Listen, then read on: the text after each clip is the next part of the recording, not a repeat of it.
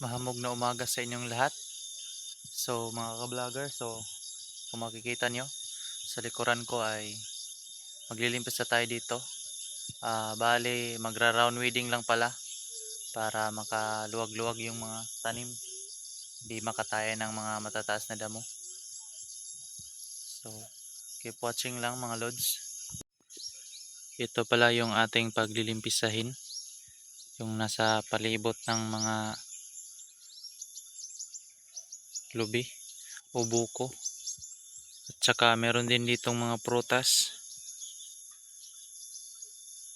Kailangan limpisahin para makita na may mga pananim para di maapakan.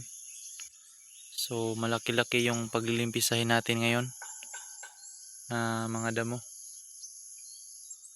Andito nga pala tayo sa gilid ng kabundukan. Makikita nyo maraming mga pananim na palkata. Tsaka sobrang lamig dito kasi wala pang araw na sumipot.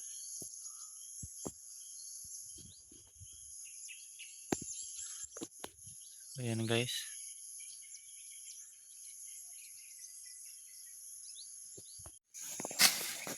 So mga kabukid, ayan, sisimula na tayo sa paglilimpisa.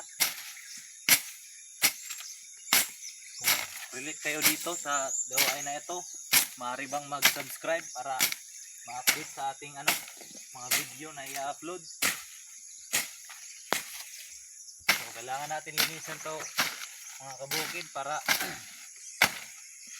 makita, hindi matabunan ng matataas na damo. So ayun na mga kabukid, tapos na tayo sa pinakaunang puno. So yun lang.